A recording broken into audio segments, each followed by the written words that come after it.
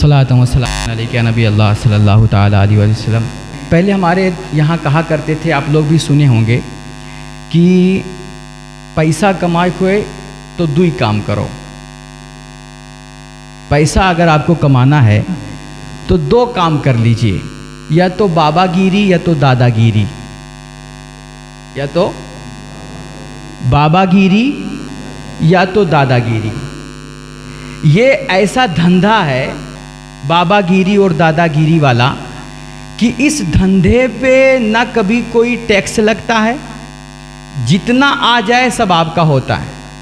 बड़े बड़े बिजनेस लोग होते हैं, उनको टैक्स देना पड़ता है, उनके सामान पे जीएसटी लगता है, दुनिया भर का उनको निकालना पड़ता है, हुकूमत को देना पड़ता है, जांच होती पड़ताल होती है। लेकिन ये दो धंधे ऐसे हैं कि इस पर आपको ना कभी जीएसटी लगेगी, ना कोई टैक्स लगेगा, कुछ भी नहीं। जितना कमा ले सब आपका और कोई पूछ भी नहीं सकता। और दूसरी बात, इसमें सिर्फ वाह ही वाह होता है।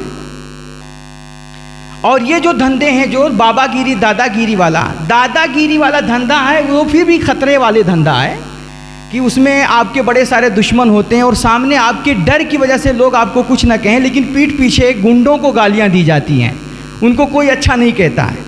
लेकिन बाबागिरी एक ऐसा धंधा है कि इसमें पैसा भी है और वाहवाही भी है।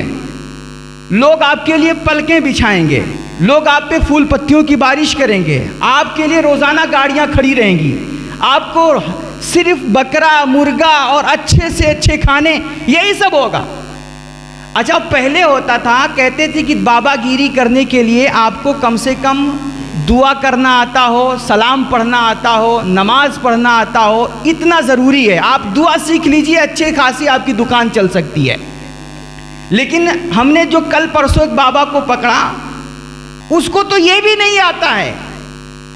मतलब अब तो ऐसा हो गया कि आपको दुआ रोज़ा नमाज भी करना ज़रूरी नहीं है। आप सिर्फ एक पीर वली के नाम पर कोई खानका बना लीजिए, कोई मज़ार बना लीजिए और आपकी दुकान चल गई। ये सबसे आसान धंधा है कि आपको कुछ नहीं लगाना है, कोई लागत नहीं, कोई इन्वेस्ट नहीं, कोई अपना पैसा नहीं खर्च करना है, सिर्फ एक मज़ार पकड़ लीजिए, बस आपका धंधा शुरू हो जाएगा। और यही वजह है, आप पूरे क्षेत्र में चले जाइए, शायद ही मुसलमानों का कोई गांव होगा जहां पर किसी बाबा की मज़ार ना हो। हम ये नहीं कह रहे कि सारे मज़ार फर्जी हैं, लेकिन जहां मज़ार नहीं भी है, वहां लोग इसलिए मज़ार बना ले रहे हैं कि हमारे गांव में कोनो वली के मज़ार ना रहा है। वो समझ रहे हैं कि शायद गांव वली के मज़ार से चलता है, इसकी वजह से उन्होंने वहां मज़ार बनाना ज़रूरी समझा। अब कोई ठीक ठाक बाबा नहीं मिला तो कह दिया ये मलंग शाह हैं।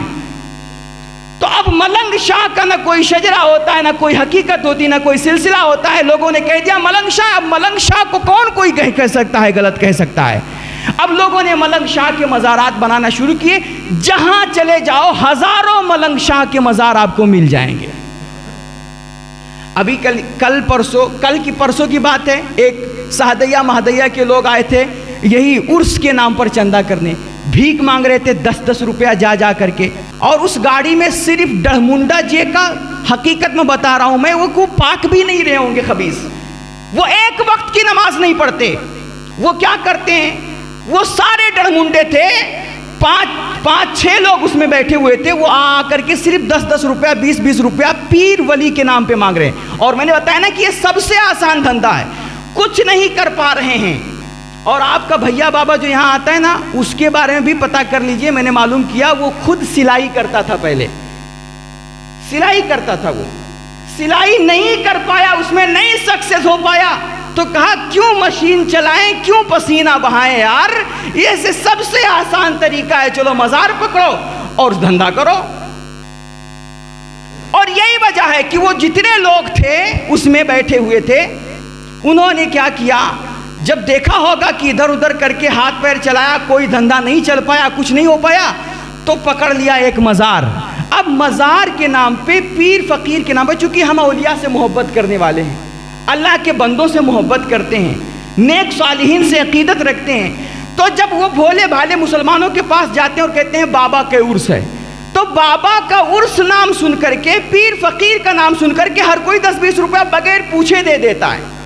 باقی آپ مدرسے کے نام پہ جاؤ گے چندہ کرنے، مسجد کے نام پہ، تو لوگ رسید مانگیں گے. اس میں آپ کو رسید کی بھی ضرورت نہیں ہے بھائی. یہ عقیدت ہے بھائی، ولی کا عرس ہے تو آپ کو دینا ہے.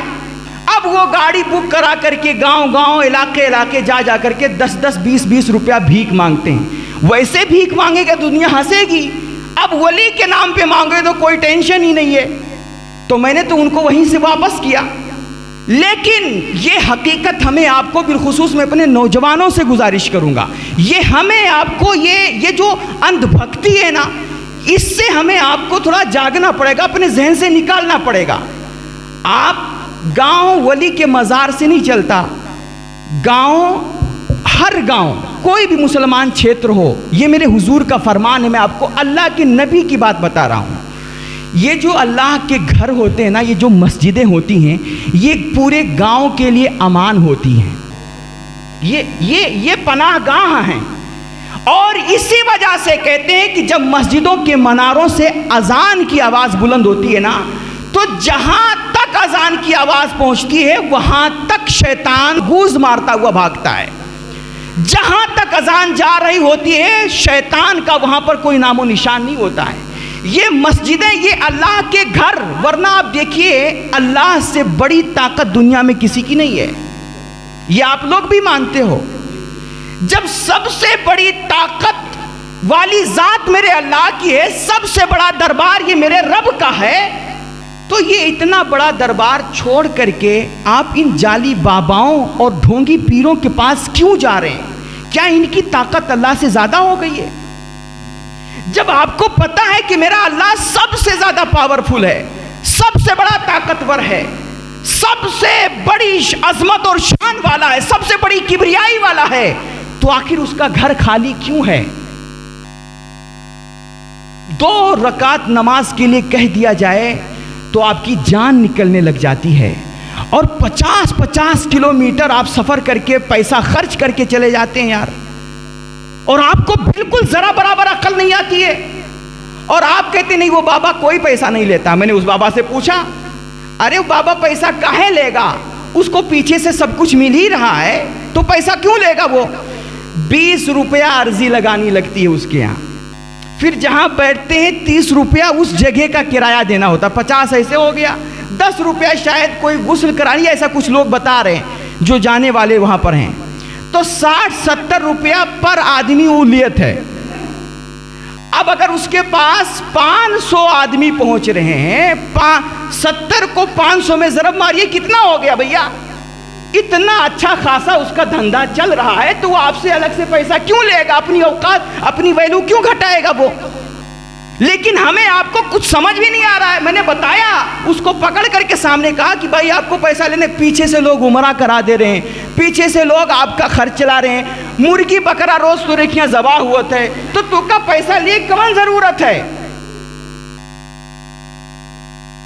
تو اسے ہمیں آپ کو سمجھنا پڑے گا. آپ اللہ کے گھر کو آباد کیجئے، مسجدوں سے رشتہ جوڑیے، اور یہ بابا گیری دادا گیری چھوڑیے، اپنے رب رسول سے رشتہ جوڑیے. جو اللہ چاہے گا وہی ہوگا، جو اللہ نہ چاہے ساری دنیا اکٹھی ہو جائے کبھی آپ کا کام بنا نہیں سکتی ہے.